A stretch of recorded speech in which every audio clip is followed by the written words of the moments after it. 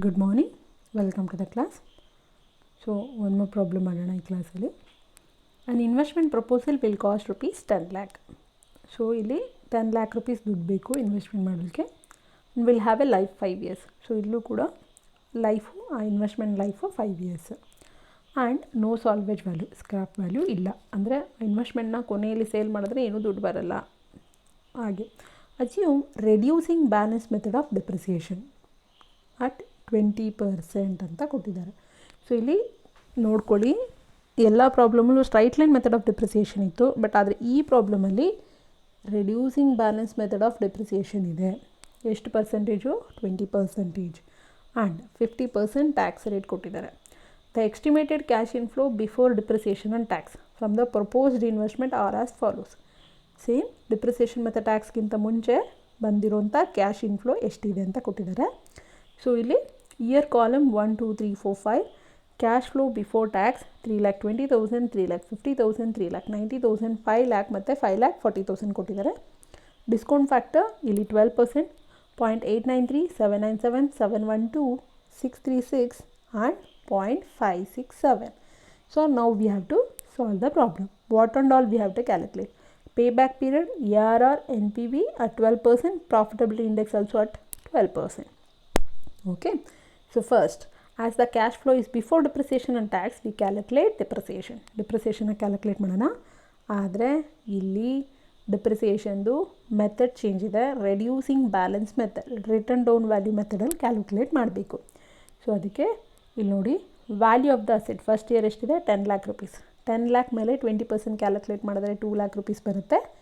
ಆ 10 lakhಲ್ಲಿ 2 lakhನ ಲೆಸ್ ಮಾಡಿದ್ಮೇಲೆ ನಮಗೆ ಎಷ್ಟಿದೆ value of the asset second ಇಯರ್ಗೆ? 8 lakh rupees. ಈ 8 lakh ಮೇಲೆ 20% ಕ್ಯಾಲ್ಕುಲೇಟ್ ಮಾಡಿದ್ರೆ 1,60,000 ಬರುತ್ತೆ. ಸೊ 8 lakhಲ್ಲಿ 1,60,000ನ ಲೆಸ್ ಮಾಡ್ಕೊಳ್ಳಿ. ಮತ್ತು ಅದ್ರ ಮೇಲೆ 20% ಕ್ಯಾಲ್ಕುಲೇಟ್ ಮಾಡಿದ್ರೆ 1,28,000. So 6,40,000 minus 1,28,000, that will give an answer of 5,12,000. ಅದ್ರ ಮೇಲೆ 20% ಕ್ಯಾಲ್ಕುಲೇಟ್ ಮಾಡಿ ನಮಗೆ 1,02,400 ಬರುತ್ತೆ. ನೆಕ್ಸ್ಟ್ 5,12,000ಇಂದ 1,02,400ನ ಲೆಸ್ ಮಾಡ್ಕೊಳ್ಳಿ. ಸೊ ಆ ವರ್ಷದ value of the asset is 4,09,600. ಅದ್ರ ಮೇಲೆ 20% ಕ್ಯಾಲ್ಕುಲೇಟ್ ಮಾಡಿದ್ರೆ ನಮಗೆ 81,920 ಬರುತ್ತೆ. ಓಕೆ, ಸೊ ಇದು ಡಿಪ್ರಿಸಿಯೇಷನು ಪ್ರತಿ ವರ್ಷವೂ ಚೇಂಜ್ ಆಗ್ತಾ ಇರುತ್ತೆ. ಏನು, ಫಸ್ಟ್ ಇಯರ್ ಇದ್ದಿದ್ದು 2 lakh, ಆಮೇಲೆ 1,60,000, ಆಮೇಲೆ 1,28,000. ಸೊ ಇದನ್ನು ನಾವು ರೆಡ್ಯೂಸಿಂಗ್ ಬ್ಯಾಲೆನ್ಸ್ ಮೆಥಡ್ ಅಂತ ಹೇಳ್ತೇವೆ. ಸೊ ಏನು, ಆ ವ್ಯಾಲ್ಯೂ ಅಸೆಟ್ ಈಗ ಫಸ್ಟ್ ಇಯರು 10 lakh ಮೇಲೆ ಕ್ಯಾಲ್ಕುಲೇಟ್ ಮಾಡ್ತೇವೆ 20%. ಸೆಕೆಂಡ್ ಇಯರು ಡಿಪ್ರಿಸಿಯೇಷನ ಲೆಸ್ ಮಾಡಿದ್ಮೇಲೆ ಅದ್ರ ಮೇಲೆ ಏನಿದೆ ಅದ್ರ ಮೇಲೆ ಡಿಪ್ರಿಸಿಯೇಷನ ಕ್ಯಾಲ್ಕುಲೇಟ್ ಮಾಡ್ತೇವೆ. ಸೊ ನೀವು ಬೇಕಂದರೆ ಏನು ಮಾಡ್ಬೋದು ಗೊತ್ತಾ? ವ್ಯಾಲ್ಯೂ ಆಫ್ ದ ಅಸೆಟ್ ಅಂತ ಬರ್ಕೊಳ್ಳಿ. ನಾನು ಇಲ್ಲಿ ಕಾಲಮ್ ಹಾಕಿದ್ದೇನೆ. ನೀವು ಬೇಕಂದರೆ ಇಲ್ಲಿ ನಾನು ಹೀಗೆ ಬರ್ಕೊಂಡಿದ್ದೇನೆ. ನೀವು ಬೇಕಂದರೆ ಏನು ಹೀಗೆ ಬೇಕಂದರೆ ಬರ್ಕೋಬೋದು. ಓಕೆ, ಸೊ ಏನು ಮಾಡ್ತೀರಾ? 10 lakh ತೊಗೊಳ್ಳಿ, 20% depreciation value of the asset less depreciation first year 2 lakh ಬರುತ್ತೆ. ಲೆಸ್ ಮಾಡಿ 8 lakh. 8 lakh ಮೇಲೆ ಸೆಕೆಂಡ್ ಇಯರ್ ಡಿಪ್ರಿಸಿಯೇಷನ್ ಎಷ್ಟು ಕ್ಯಾಲ್ಕುಲೇಟ್ ಮಾಡಿ, ಲೆಸ್ ಡಿಪ್ರಿಸಿಯೇಷನ್ ಬರ್ಕೊತ ಹೋಗಿ. ಓಕೆ, ಹಾಗೆ ಬರೆದ್ರೂ ಕೂಡ ಆಗುತ್ತೆ. ನಾನು ಹೀಗೆ ಬರ್ತಿದ್ದೇನೆ, ಬಟ್ ನೀವು ಹಾಗೆ ಬರ್ಕೊಳ್ಳಿ, ನಿಮಗೆ ಇನ್ನೂ ಚೆನ್ನಾಗಿ ನೀಟಾಗಿ ಅರ್ಥ ಆಗುತ್ತೆ. ಓಕೆ, ಇದು ಅರ್ಥ ಆಗುತ್ತೆ. ಸ್ಟಿಲ್ ಅಲ್ಲಿ ಇನ್ನೊಂದು ಸ್ವಲ್ಪ ಕ್ಲಿಯರಾಗಿ ನಿಮಗೆ ಅರ್ಥ ಆಗುತ್ತೆ. ಸೊ ಹಾಗೆ ಮಾಡ್ಕೊಳ್ಳಿ. ನೆಕ್ಸ್ಟ್ ಡಿಪ್ರಿಸಿಯೇಷನ್ನ ಕ್ಯಾಲ್ಕುಲೇಷನ್ ಮಾಡಿದಾಯಿತು, ಬರ್ಕೊಳ್ಳೋಣ. Year 1 2 3 4 5 cash flow before tax is 3,20,000, 3,50,000, 3,90,000, 5 lakh, 5,40,000. Next depreciation ಎಷ್ಟಿದೆ? ಇಲ್ಲಿ 2 lakh, 1,60,000, 1,28,000, 1,02,400, 81,920 ಅಷ್ಟು ಕೂಡ ಬರ್ಕೊಡಿದ್ದೀನಿ ಇಲ್ಲಿ. ಓಕೆ, ಸೊ ಈಗ 3,20,000ಇಂದ 2 lakhನ ಲೆಸ್ ಮಾಡಿದ್ರೆ 1,20,000, 3,50,000ಇಂದ 1,60,000ನ ಲೆಸ್ ಮಾಡಿದ್ರೆ 1,90,000, 3,90,000ಇಂದ 1,28,000ನ ಲೆಸ್ ಮಾಡಿದ್ರೆ 2,62,000, 5 lakhಇಂದ 1,02,400ನ ಲೆಸ್ ಮಾಡಿದ್ರೆ 3,97,600, 5,40,000 minus 81,920 will give an answer of 4,58,080 rupees. So ಇದು ಮಾಡ್ಕೊಂಡಿದ್ದಾಯಿತು. Cash flow before tax depreciation less ಮಾಡಿದಾಯಿತು. ಇದನ್ನು ನಾವು cash flow after depreciation but before tax ಅಂತ ಹೇಳ್ತೇವೆ. ಡಿಪ್ರಿಸಿಯೇಷನ್ನ ಲೆಸ್ ಮಾಡಿದ್ವಿ, ಇನ್ನೂ ಟ್ಯಾಕ್ಸ್ನ ಲೆಸ್ ಮಾಡಲಿಲ್ಲ. ಓಕೆ, ಸೊ ಈಗ ಟ್ಯಾಕ್ಸ್ ಎಷ್ಟು 50%. 1,20,000 ಮೇಲೆ 50% ಅಂದರೆ 60,000. 1,90,000 ಮೇಲೆ 95,000. 2,60,000 ಮೇಲೆ 50% ಅಂದರೆ 1,31,000. 3,97,600 ಮೇಲೆ 50 ಅಂದರೆ 1,98,800. 4,58,080 ಮೇಲೆ 50% ಅಂದರೆ 2,29,040. ಓಕೆ, ಸೊ ಈ ಏನಿದೆ ಈ cash flow after depreciation before ಟ್ಯಾಕ್ಸಿಂದ ಟ್ಯಾಕ್ಸ್ನ ಲೆಸ್ ಮಾಡಿ ಬರ್ಕೊಳ್ಳಿ, ಅದನ್ನು ಪ್ರಾಫಿಟ್ ಆಫ್ಟರ್ ಟ್ಯಾಕ್ಸ್ ಅಂತೀವಿ. So 1,20,000 minus 60,000 60,000. 1,90,000 minus 95 95,000. 2,62,000 minus 1,31,000 1,31,000. 3,97,600 minus 1,98,800 1,98,800. 4,58,080 minus 2,29,040 will give an answer of 2,29,040. This is profit after tax. Now for this again we will write this depreciation. 2 lakh, 1 lakh 60, 1 lakh 28, 1 lakh 2,400, 81,920. Add this one. So 60,000 plus 2 lakh, 2 lakh 60,000. Next 95,000 plus 1 lakh 60, 2 lakh 55,000. 1,31,000 plus 1,28,000, that will give an answer of 2,59,000. 1,98,800 minus plus 1,02,400 will give an answer of 3,01,200.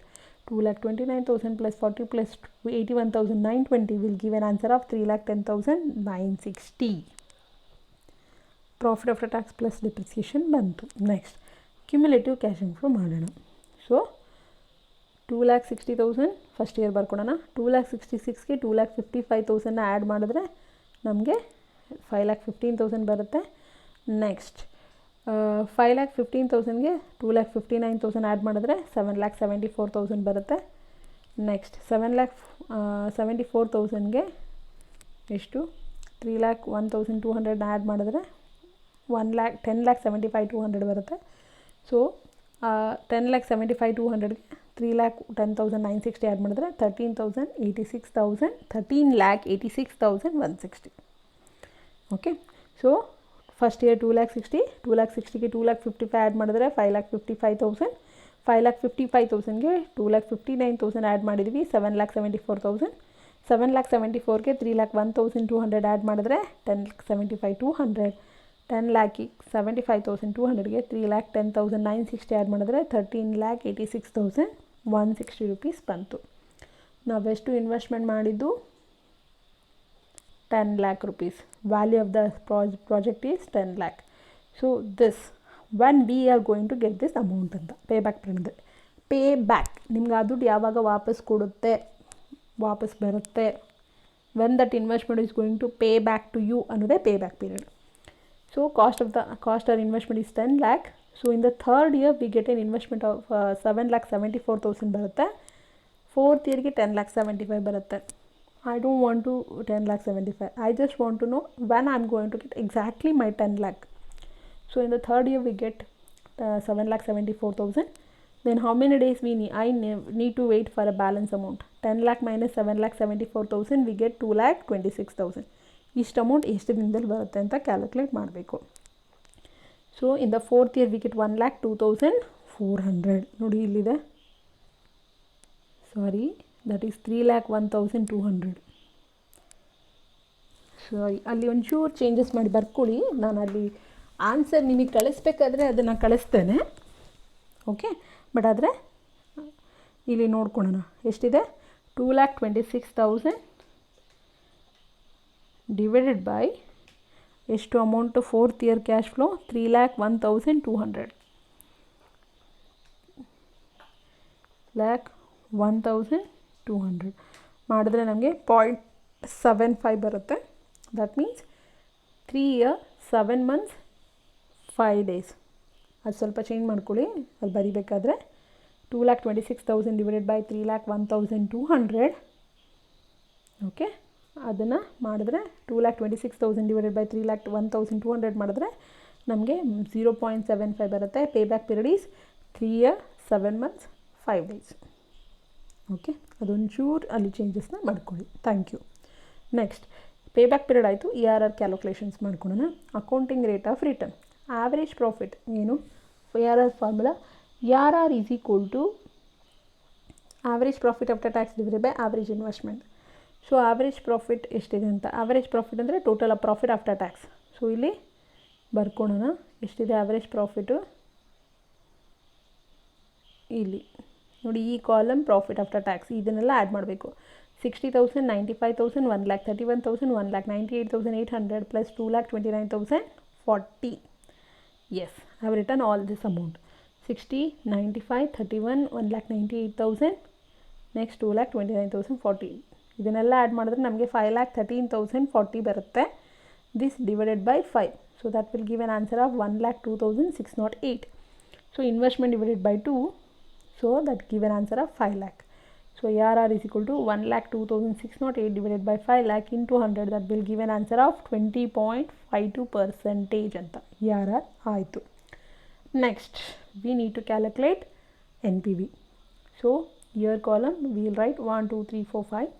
Profit after tax plus depreciation 2,60,000, 2,55,000, 2,59,000, 3,01,200 and 3,10,960.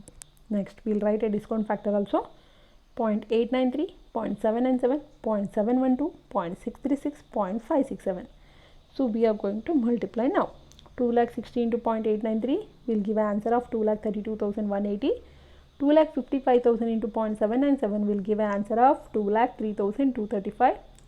2,59,000 into 712, that will give an answer of 1,84,408. 3,01,200 into 0.636 will give an answer of 1,91,563. So 3,10,960 into 0.567 will give an answer of 1,76,314. Yes. Now we'll take the total. PVCAF total is equal to present value of cash inflow 9,87,700. Initial investment is to 10 lakh rupees ಇದೆ. So minus 10 lakh ಮಾಡಿದ್ರೆ ನಮಗೆ minus ಬರುತ್ತೆ.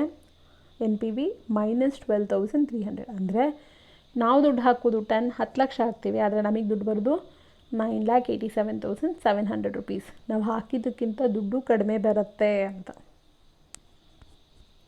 Okay, ಅದನ್ನು reinvestment ಮಾಡಿದ್ಮೇಲೂ ಕೂಡ ಅಂತ. So reinvestment ಮಾಡಿದ್ಮೇಲೂ ನಮಗೆ NPV negative ಬರುತ್ತೆ.